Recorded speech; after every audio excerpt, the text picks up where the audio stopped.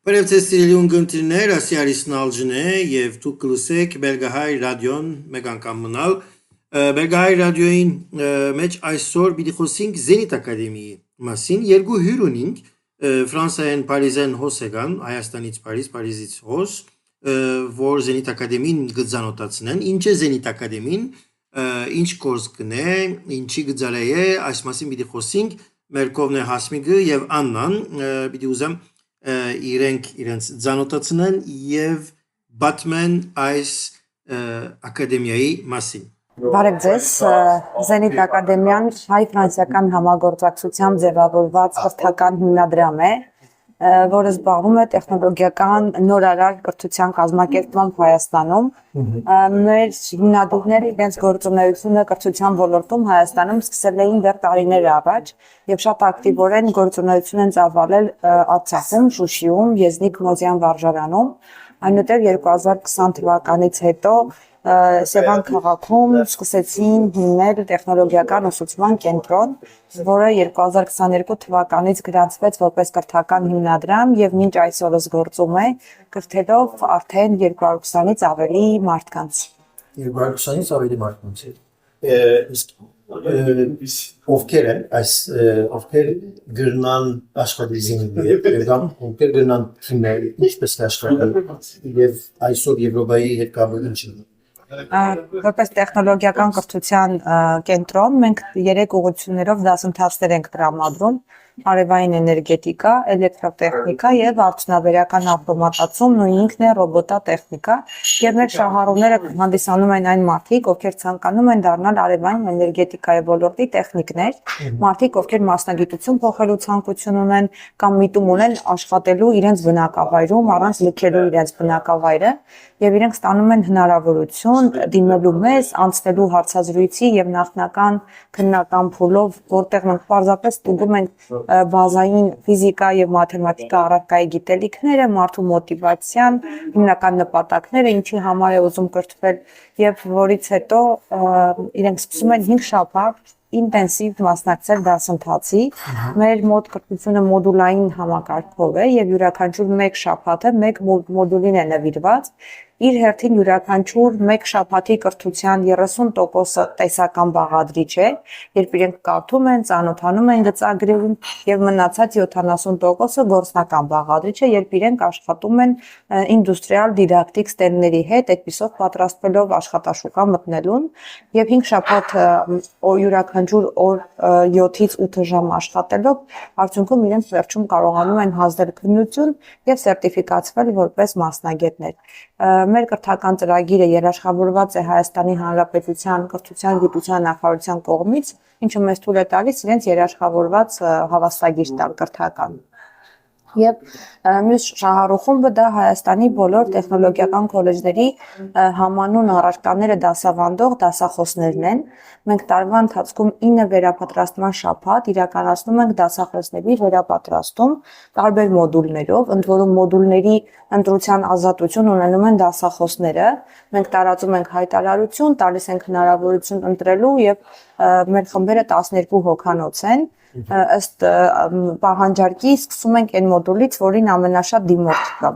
Եվ բացի դա, հաշվի առնելով, որ մեր լաբորատոր կենտրոնը հագեցած է դիդակտիկ ստենդներով, որոնք շուկայական համակարգեր են, այնինչ կա արդյունաբերությունում,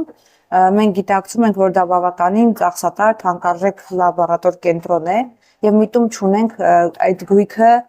պարապ թողնելու եւ տարվա ընթացքում մի շարք շաբաթներ այդ գույքով հանդերձ մեր դասավանդող մասնագետները այցելում են քոլեջներ եւ ուսանողները նույնպես ունենում են հնարավորություն աշխատելու այդ ստենդների հետ։ Շատ բարի։ Ուրեմն այսի որ դեպքերով են մասնակցել մեկադիզայալիստը եւ հիշեցնեմ մեր ուսողներուն, որ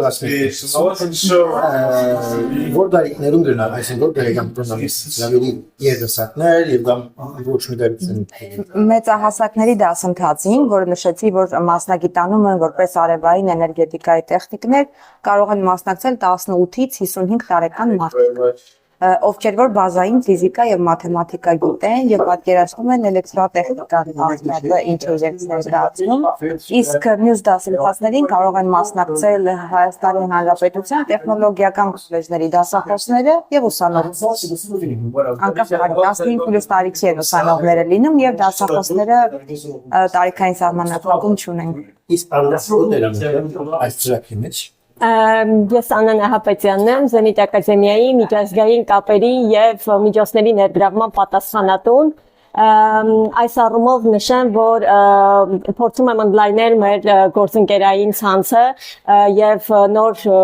գործընկերների հետ հարաբերություններ ձևավորել եւ նշեմ, որ հենց այսօր էլ մենք գտնվում ենք Բելգիայում այս նպատակով, քանի որ մինչ այժմ համագործակցել ենք հատկապես ֆրանսիական գործընկերների հետ, այժմ մեծ ցանկություն ունենք ընդլայնել մեր գործընկերային ցանցը եւ նոր գործընկերներ ձեռք բերել նաեւ Բելգիայում, մասնավորապես Բրյուսելում եւ արդեն իսկ հանդիպումներ ենք ունեցել Բելգիայի հայերի կոմիտեի, ինչպես նաեւ հայ օգնության միության ներկայացուցիչների հետ, ինչպես նաեւ Հայաստան-Բելգիա առևտրային պալատի ներկայացուցիչների հետ եւ հուսով ենք, որ առաջիկայում կկարողանանք նոր ծրագրեր, նոր համատեղ ծրագրեր մշակել միասին։ Այսինքն հիմա բարձ գերբովսա ուզեմ հարցնել նոր ծրագրի ստեղծելու համար հիմա դիտվելում եք եւ Բելգիայի հետ ինչ է պետք ունեցի այսինքն մեկ ինչ հասկացա պետք է մասնագետները այրենք չէ հիմա գույմաս այսինքն լեզվի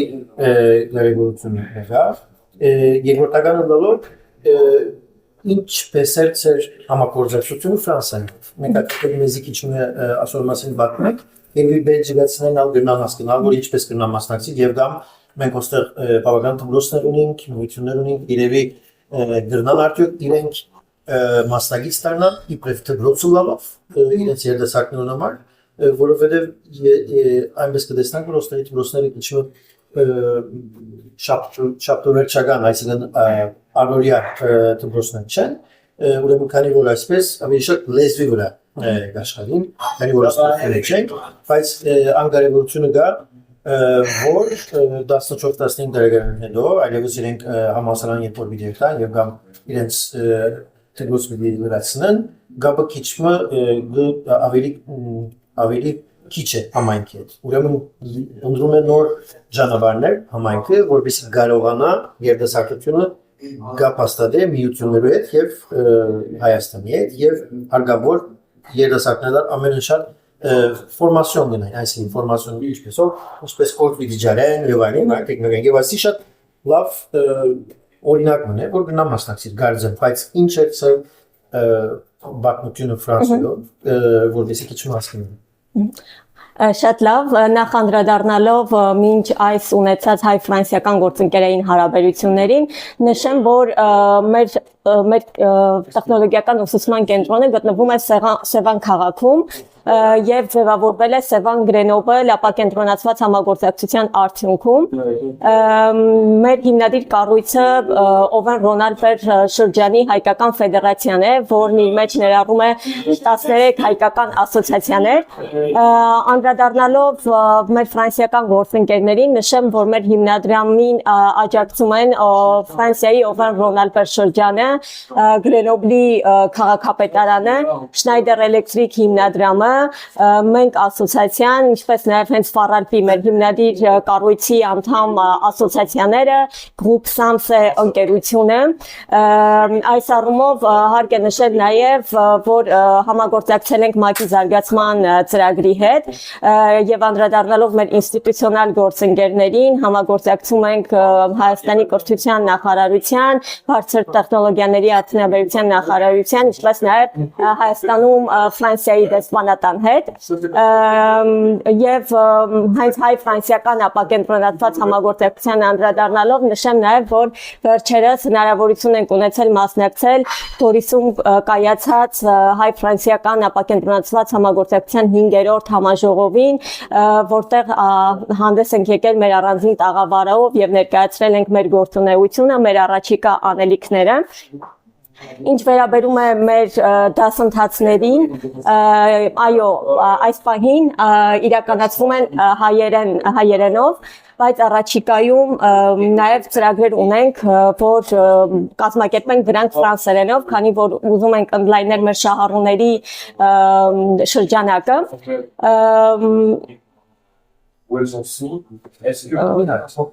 Անադեն ֆրանսերենով այո ուզեք շարունակել, բայց հիմա երբ որ հայերենով է ամեն ինչ պիտի գարենան այս դասընթացներում մասնակցողները պիտի գարենան աշխատել Եվրոպայում օրինակի համար իրենց գիտելիքով թե ոչ։ Ծրագրի ամբողջ նպատակը Հայաստանի ապակենտրոն եւ համահավասար զարգացումն է։ Մենք իրենց պատրաստում ենք հայկական շուկայի համար դեռևս։ Եվ եթե ունենանք օտարալեզու ծրագրեր, դրանք նախատեսված կլինեն Հայաստանում կրթություն ստացող այլազգիների համար։ Եվ մյուս բaragայում մենք շատ ուզում ենք, որպեսզի մեր մոտ սովորած ուսանողները, շրջանավարտները կարողանան պրակտիկա անցնել Եվրոպայում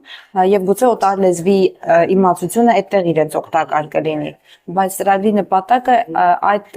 շրջանավարտներին տալ հնարավորություն առանց իրենց տունը լքելու, իրենց բնակավայրում ապրելով, աշխատելու։ Եվ այդպիսի մի շարք հաջողության պատմություններ ունենք, ուրախություն մեզ, որ մարդը Արցախից էր տեղահանվել եւ իրեն դժվար էր Հայաստանում աշխատելը եւ ապրելը, եւ մեր մոտ սովորելուց հետո ձևավորել է խումբ եւ ինքն իր ստարտափն է հիմնել եւ հիմա աշխատում են շատ ակտիվ։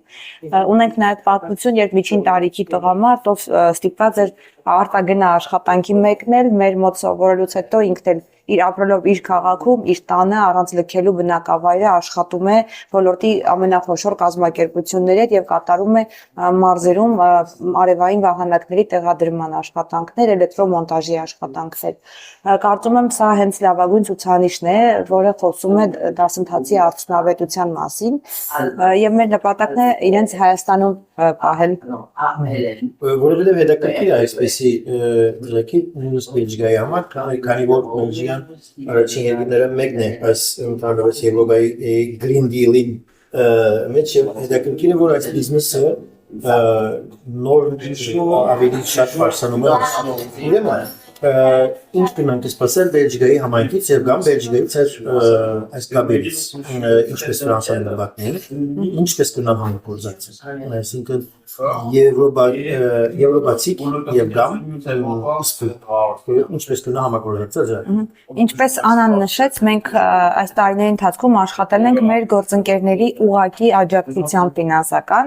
եւ հետեւողականությամբ, քանի որ բացի կրթական ծրագրի համար նվիրաբերություններ կատարելը, նաեւ գործընկերները ներդրվել են իրենց կազմակերպչական հմտություններով, կապերով, համայնքներով եւ կարողացել են բավականին հետաքրքիր համագործակցություն ստանալ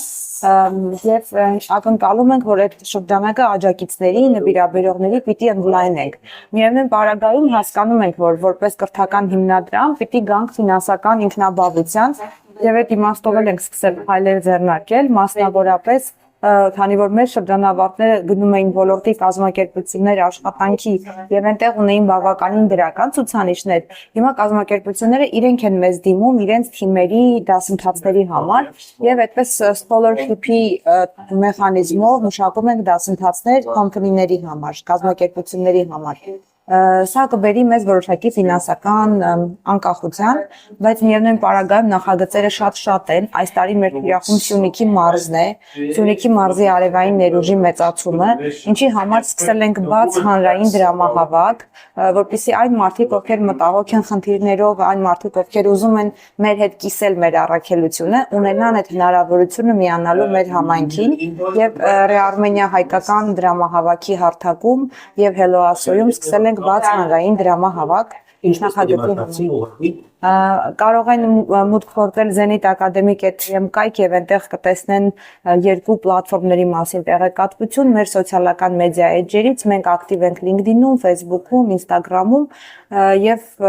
հղումները հասանելի են այնտեղ։ Okay, մենք լինքերն out թողենք այս podcast-ի դակը, որովհետեւ կարենան ստուգել։ Իսկ հոստելից հետո, Բրյուսելից հետո ինչ է prochaine étape։ Ինչ է։ Նախ նշեմ, որ Բրյուսելից հետո մեր գործողումը շարունակվելու է Ֆրանսիայում, Փարիզում եւ այնտեղ հանդիպելու ենք արդեն նոր գործընկերների հետ։ Մինչ Բրյուսել գալը արդեն հասցրել ենք հանդիպել մեր գործընկերների հետ, ներկայացնել մեր գործունեության մեր վերջին ծրագրերի արդյունքները եւ քննարկել նոր ծրագրերը եւ արդեն Փարիզում կհանդիպենք նոր պոտենցիալ գործընկերների հետ քննարկելու մեր գործընկերության հեռանկարները, որից հետո արդեն հետ կվերադառնանք Հայաստան եւ նոր թափով, նոր էներգիայով կշարունակենք մեր առաջիկա ծրագրերը։ Շատ բարի, շատ շնորհակալ ենք այս հարցադրություն։ Ունիք ուրիշ մի բան ավելցնելու։ Երևի թե հիմնականում այսքանը, կուզեի լրացուցիչ շնորհակալություն հայտնել բոլոր մեր աջակիցներին։ Ես կարծում եմ, որ փոխադարձ վստահության եւ փոխադարձ աջակցությամբ միայն կարող ենք հասնել հաջողության եւ շատ ուրախ կլինենք տեսնելու նոր աջակիցներ եւ գործընկերներ այդ ցանկում, ինչպես նաեւ շատ հետաքրքրական էր այս այցելության ընթացքում մենք ոչ միայն գտանք գործընկերներ, այլ նոր գաղափարներ եւ հայերը, ովքեր այստեղ բնակվում են, բավականին հետաքրքիր մտքերով կիսվեցին մեր հետ։ Լիահույս եմ, որ դրանցից որոշները անպայման կկարողանանք կյանքի կոչել։ Ուրեմն, ասենք մեր հաջորդ